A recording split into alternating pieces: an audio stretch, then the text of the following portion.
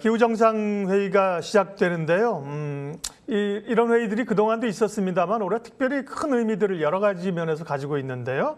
SC 글로벌 센터 김선규 소장님과 함께 말씀 나누도록 하겠습니다. 어서 오십시오. 네, 안녕하세요. 네, 올해 이 회의가 굉장히 중요하다는 얘기는 사실 이전에 이제 미국의 행정부가 바뀌었고, 또 여러 미중 간의 갈등과 양상이 있기 때문인데요. 중요한 이유를 좀 말씀해 주십시오. 네, 일단 제일 중요한 거는 이 기후 변화에 대해 가지고 얘기를 하는 것도 있지만은 특히 이제 미국이 그 바이든 대통령이 되고 난 다음에 원래 이제 대선 공약대로 해가지고 파리 기후 협약을 재가입을 한 거죠. 그게 그렇죠. 이제 가장 큰 이제 이슈가 되는데 원래 트럼프 대통령이 탈퇴를 했다가 지금 이제 다시 들어갔지 않습니까? 그러다 보니까 기존에 만들어놨던 그 미국이 내놨던 목표가 이제 앞으로 어떻게 조정이 될 거냐, 기존으로 갈 것인지 아니면은 더 상향 조정이나 아니면 하향 조정이 될 것이냐, 이제 이거를 보는 거거든요.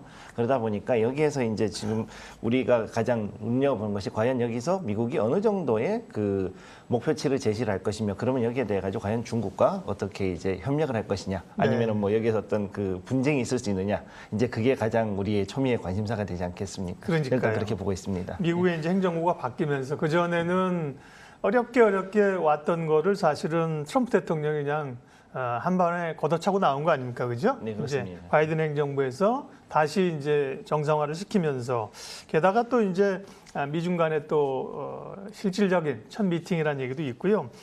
10년 동안 50% 온실가스 감축 목표, 그리고 2050년까지인가요? 뭐 이산화탄소 제로 얘기가 나오고 있는데, 이렇게 되면 산업 전반에 혹은 이제 경제에 미치는 영향은 어떻게 읽어야 됩니까? 사실 이번에 이런 얘기가 나오면 이게 굉장히 공격적인 목표를 만들었다고 좀 봐야 되거든요. 그러게요. 사실은. 네. 일단 그 한국전력에 나와 있던 그 제가 이전에 한번 가져왔던 자료를 다시 한번 보시게 되면 일단 여기에서 보면 이제 그 바이든 행정부가 만약 50%다 그러면 지금 기존의 오바마 행정부 당시에는 26에서 28% 정도를 제시를 했었습니다. 그 당시에. 그랬는데 이게 지금 그 여기에서 더 높은 거의 한 2배 가까운 그 치수를 지금 제시를 한다는 이야기죠. 그러면 여기에 이렇게 가게 되면은 결국은 이제 크게 그 더 친환경적인 드라이브를 걸고, 그러면은 이제 에너지로서 석유는 더 이상 사용하지 않겠다라는 거를 대외적으로 선명을 하는 겁니다. 그러다 보니까 이거를 보면은 이제 여기에서는 지금 그 대선 당시에 그 바이든 후보 시절에 내놨던 그 바이든닷컴의 공약을 보면은 첫째가 신재생 에너지, 친환경 에너지, 즉 풍력하고 그다음에 태양광 발전을 우선은 강하게 일단 드라이브를 걸 것으로 보이고, 그다음에 그 이외에도 언급을 했던 것들이 소형 원전, 그다음에 또 그 기에 맞춰 가지고서는 기존에 있던 석탄 발전을 이제 가스 발전으로 바꾸는 이 세 가지가 이제 가장 큰 주류가 될 것으로 보입니다.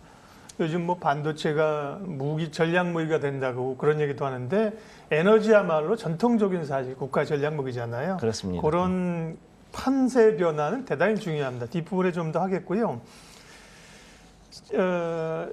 바이든 대통령이 취임하고 나서 이 고위 관료들이 알래스카에서 만났는데 분위기 싸했고, 그다음에 이제 미일 간의 정상회의에서도 얘기한 거에 대해서 중국이 좀 발끈하고 나섰는데, 화상이긴 합니다만 미중 정상의 첫 대면에서 이게 어떤 긴장감으로 오를까, 혹은 뭐 화합의 장으로 될까, 어떻게 될까요?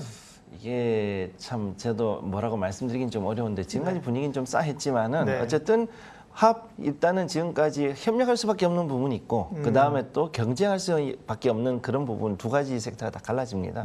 그래서 지금 일단 이걸 관련해서 지금 표를 만들어 온 게 있는데, 일단은 보시게 되면 이제 풍력이라든가 태양광 발전 이쪽 부품 생산 이쪽으로 보시게 되면은 이쪽은 전통적으로 그리고 지금까지 굉장히 중국이 우세했어요.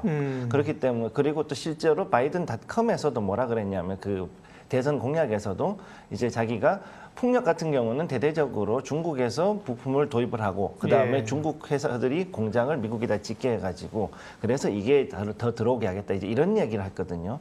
그렇기 때문에 앞으로 결국 이쪽으로는 화합이 어느 정도 가능한 섹터로 보이고, 그다음에 배터리 관련자, 특히 리튬이라든가 니켈, 코발트 같은 경우 이런 그 대대적인 자원 개발 회사가 현재 거의 70% 이상이 중국 회사들이 구성이 돼 있습니다.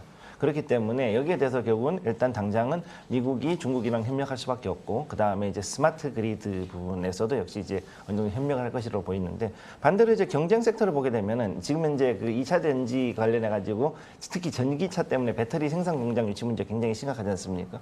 이게 앞으로 더 이제 더 큰 경쟁을 할 것으로 보이고요.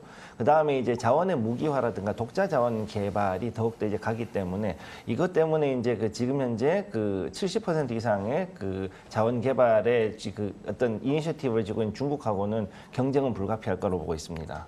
그래서 이거 앞으로 이제 배터리를 시작을 해가지고 이런 여러 가지 자원에 대한 그 여러 가지 경쟁은 더 치열해질 것으로 보이고요.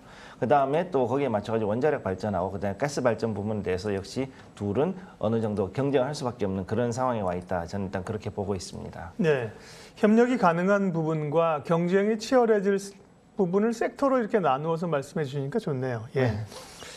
자, 근데 사실은 미국은 그러니까 에너지는 전략적 무기라고 말씀을 드려서 그래서 그동안 이제 미국이 중동에 그렇게 애를 썼던 게 사실은 석유 자원을 확보하기 위한 거 아니었습니까? 그렇습니다. 근데 최근에는 트럼프 시절에는 셰일 오일을 확보하면서 중동에 대한 전략적인 관심도가 좀 떨어졌다. 네. 지금 이제 바이든 정부에서 신재생 에너지를 나오는 거는 이제 그러면 에너지의 이 패러다임이 바뀌는 거예요. 에너지 패권을 둔 미중 간의 경쟁 구도는 어떻게 나타날까요? 사실 이 부분이 이제 가장 그 큰 이슈고 이 미국의 딜레마입니다. 네. 그러니까 미국이 지금까지 전 세계 패권을 쥐었던 가장 큰 두 가지가 페트로달라 그래서 일단 석유하고 그다음에 달러를 이용해 가지고 두 개의 축을 가지고서 이제 조정을 해왔는데 네. 이제 그 중에 한 축을 이제 바꾸는 시기가 온 거죠 한마디로. 굉장히 중요한 얘기인데요. 네, 그러니까 여기에 대해 가지고서 이 패권을 가지고서 바꾸는 시기에 중국의 입장에서는 여기에서 만약 에너지 한 축을 차고 나갈 수 있다 그러면은 자기도 어느 정도는 이제 한 소리 할 수 있는 거죠 전 세계를 상대로 해서.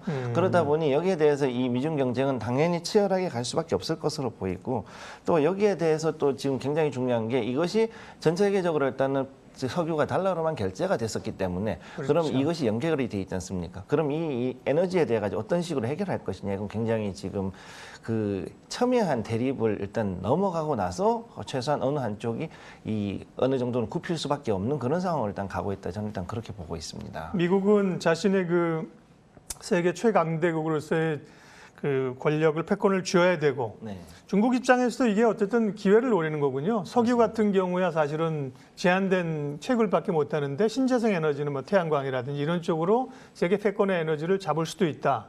이런 기싸움이 지금 있는 거군요. 그렇습니다. 예. 그러면 그거는 시간이 좀 걸리는 또 문제이고요. 말씀하신 것처럼 달러와 뭐 지정학적 여러 문제가 얽혀 있기 때문에 차차 좀 논의하도록 하겠고요. 뭐 미국이나 중국이나 어쨌든 뭐 우리도 2차 전지 모든 나라들이 신재생 에너지에 관심을 쓰고 있는 건데 그러면 신재생 에너지 산업과 관련해서 앞으로 일어날 변화들 지금 뭐 기대만큼은 아직까지는 이제 뭐 효율이나 이런 게 조금 태양광도 그렇고 뭐 수소나 그렇고 조금 초반 단계잖아요. 산업의 네. 변화를 좀 예측해 주세요. 일단 지금 중요한 거는 우선 그 풍력하고 태양광 같은 경우는 지금 한 20년 정도 이상 이제 기술이 축적이 됐고 네. 그다음에 이게 또 어느 정도 상용화가 되고 실제로 이제 기술 검증이 지금 끝이 났습니다. 그러다 보니까 여기에 대해 가지고서는 사실 이제 어느 정도 그 준비가 돼 있기 때문에 믿어도 된다. 이제 그렇게 봐서 네. 당분간은 이제 그 진정한 의미의 그 친환경 친환경 에너지로는 일단 태양광하고 그다음에 풍력이 우선 주력을 이룰 것으로 보이고요. 여기에 대해서 이제 또 그거를 보조하기 위해 가지고 ESS도 당연히 들어가야 될 것이고 네. 그다음에 여기에 또 이제 스마트 그리드가 이제 더 크게 발전할 수밖에 없는 상황으로 갑니다. 그래서 이 스마트 그리드가 역시 들어가게 되고 마지막으로는 이제 여기에서 우리가 지금 하고 있는 전기차 있지 않습니까? 이 전기차가 결국은 여기에서 마지막에 커버를 해주는 거죠. 그래서 친환경 에너지가 결국은 이제 전기차하고 맞물려 가지고서 일단은 로컬 에리아에서 이제 움직이는 이러한 어떤 트래픽이라든가 이런 것들은 결국은 전기차가 이제 커버를 하고 여기서 조금 더 멀리 나가는 그리고 좀 더 많은 에너지가 소모되는 것들은 이제 수소연료 전지를 통해 가지고 가능 쪽으로 이제 아마 바뀌지 않을까 일단 그렇게 보고 있습니다. 네. 풍력, 태양광은 사실 이미 해왔던 거고 수소 쪽도 요즘 얘기를 굉장히 많이 하는데 그럼 수소도 신재생 친환경으로 들어가는 건 맞죠? 네, 그렇습니다. 네네. 그러면 수소 관련해서는 혹시 좀 주목할 얘기 조금 더 해주실 수 있어요? 글로벌 기업이라든지 뭐 우리만 사실 수소를 열심히 하는 건가? 뭐 SK라든지 현대차라든지 지금 우리 효성 뭐 모든 기업이 다 수소 에너지 하겠다고 하잖아요. 네, 그렇습니다. 이게 글로벌 스탠다드에 맞는 건지. 사실 이제 우리가 그 글로벌 스탠다드에서는 탑티어라고 보시면 됩니다. 네. 그러니까 일단 도요타에서 이제 상용차 미라이가 나오고 그다음에 우리가 현대차에서 넥소가 나왔지 않습니까? 네. 현재 상용화된 차로서는 두 가지 실증 모델이 나온 게 다이기 때문에 대부분의 모든 그 수소차 기준은 이거를 따라가게 될 겁니다. 그러니까 여기에 대해서 우리는 충분히 경쟁력이 있다라고 보시면 되겠습니다. 네. 기후정상회의 관련된 여러 이면의 이야기들, 산업의 변화들, 미중 간의 패권 경쟁 이야기를 하고 있는데요. 일단은 우리도 사실은 과거에도 뭐 탄소 줄이고 파리 기후 협약 들어갈 때마다 우리도 이제 제조업이 아직 많기 때문에 기업들에게 사실 좀 부담스러운 요인도 하긴 해야 되지만 그런 얘기였었는데 새롭게 이렇게 미국 중심의 기후 협약의 패러다임이 나오면 우리 기업들에게는 타격이 좀 있지 않을까요? 사실 이제 이 부분은 약간 이제 정책 관련된 부분이긴 한데 지금 현재 그 새로운 나오는 그 발전 계획을 보시게 되면은 여기에서 이제 우선은 발전에서 석탄 발전의 수요를 줄이고 그다음 원전은 기존에 있던 것들을 서서히 폐기하고 더 이상 증설하지 않는 방향으로 가고 그다음에 여기에 대해서 과도적으로는 LPG 즉 가스 발전을 더 늘리고 그다음에 신재생 에너지를 여기서 한 3배 이상 늘리는 쪽으로 해가지고 이제 그 목표가 이제 잡혀 있습니다. 그래서 여기에 이제 한 산업통상자원부 같은 데서 나왔던 이 자료를 보시게 되면은 이것도 한번 나왔는데 2020년 대비해 가지고서는 2034년까지 15년 동안 해가지고서 일단 석탄하고 원전의 비율은 줄이고 그 다음에 여기에 대해서 LNG하고 신재생 에너지는 더 훨씬 더 늘리게 될 것이다 이런 이야기를 이제 하는 거죠. 그럼 이렇게 이제 들어갔을 때 우리나라는 지금 현재 전력을 생산하는 거에 80% 이상이 지금 제조업에서 소비가 되고 있거든요. 그러니까 일반 가정이라든가 이런 데 쓰는 건 사실상 20% 그렇게 넘어가지 않는다고 보셔야 되는 거죠. 그럼 여기에서 그것에 대해서는 이제 앞으로 전기차가 이제 넘어오게 되면서 이 비율이 좀 더 높아질 수는 있겠지만은 이게 심야 전력을 이용한다 그러면 이 부분은 어느 정도 그래도 상쇄할 수 있을 것이라 보고 있고 그러면은 이제 앞으로 이제 국내 석탄하고 원전의 비율을 이제 앞으로 서서히 줄어들 것으로 보고 있습니다. 왜냐하면은 결국은 에미션 정확히 얘기하면은 탄소의 배출을 확실하게 잡기 위해서는 석탄 발전의 비율은 결국은 줄어들 수밖에 없거든요. 그러니까 이걸 확실하게 줄이는 쪽으로 가고 그 다음에 원전에 대해서도 기존에 있던 것을 물론 이제 가격 대비 효율은 최고지만은 이 안정성 때문에 그런 거니까 안정성을 최대한 줄이기 위해서도 결국은 원전은 갈수록 단계적으로 줄어들 수밖에 없는 거라고 보고 있습니다. 네. 정부가 이제 5년마다 내놓던가요? 그 전력 수급 계획 이런 거, 발전 변화들 그런 걸 잘 볼 필요가 있겠고요.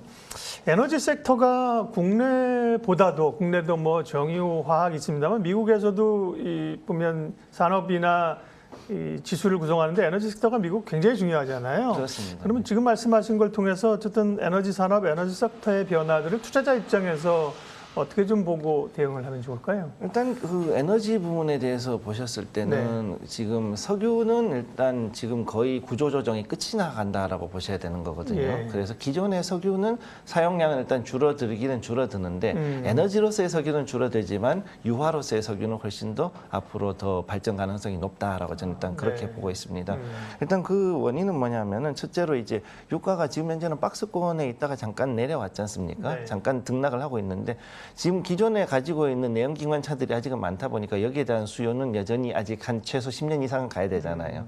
그럼 여기에 대해서는 요 박스권 아니면 요보다 조금 더 높은 어쩌면 약간은 더 이제 내려갈 수도 있을 것 같아요. 그럼 그런 정도의 그 투자를 보고서는 그렇게 이제 전략을 짜시면 되는데 유가 같은 경우는 중요한 거는 이 석유가 앞으로 이제 화학 쪽으로 섹터가 이제 변경이 될 확률이 더 높다는 겁니다.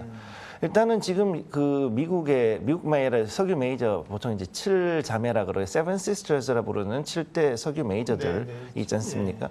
얘네들이 이제 2단계에 걸쳐 가지고서는 원래 그 이 구조 조정을 진행을 했었는데 첫째 단계가 뭐냐 2010년도부터 해서 이제 2019년도 이때 즉 IMO 2020이라 그래서 이 그 저유황 벙커스 이유를 쓰는 이 친환경 이 해운이 나오기 전까지 이 업체들이 어떻게 했냐면은 업스트림에서 다운스트림 그러니까 시추 마진에서 그다음에 정제 마진 쪽으로 해가지고 이익을 더 늘린 쪽으로 이제 전체적인 이익 구조 자체를 변경하는 작업을 10년에 걸쳐 가지고 진행을 해왔습니다. 그래서 이렇게 해가지고 이게 2019년도에 완료가 된 거죠. 근데 이 상태에서 지금 어떻게 했냐면은 자 그럼 지금부터는 어떻게 하냐? 그러면은 기존에 있던 설비들이 노후화된 것들은 과감히 폐기하고 아니면은 이 중에서 우리가 이제 저 유화 쪽에서 더 늘릴 것들은 늘리고 그 다음에 CSS라 그래서 이제 탄소 포집 저장 기술을 가지고 있는 특수한 이런 그 플랜트가 있거든요. 그럼 이 플랜트를 더 증설하고 이걸 가지고서 바다 밑에 매립을 한다라든가 아니면 이것을 고도로 압축을 해가지고 또 다른 뭐 탄소 섬유라든가 아니면 그래핀 같은 거를 만들 수 있도록 하자. 이런 쪽으로 이제 넘어가다 보니까 앞으로 이제 석유는 이제 더 큰 영역으로 넘어가게 될 거라고 저는 보고 있습니다. 중요한 얘기를 굉장히 많이 해주셨는데요. 그러니까 친환경으로 에너지가 가면 석유나 석유와 관련된 화학적으로 이제 사양 산업인가 이렇게 생각할 수 있는데 석유는 그렇지만 화학 섹터들은 또 다른 방식으로 그렇죠. 네. 또 화학이 중요하잖아요, 그죠? 모든 플라스틱이며 원재료 쪽으로 네, 그렇습니다. 화학 섹터는 주목할 필요가 있다고 말씀하셨습니다. 에너지 산업의 변화라는 게 워낙 사실 큰 그 패러다임의 변화이기 때문에 오늘은 뭐 제한적인 얘기라 기후 정상회의 얘기해서 여기까지만 마무리하도록 하겠습니다. SC 글로벌 센터 김선규 소장님 함께했습니다. 고맙습니다. 감사합니다.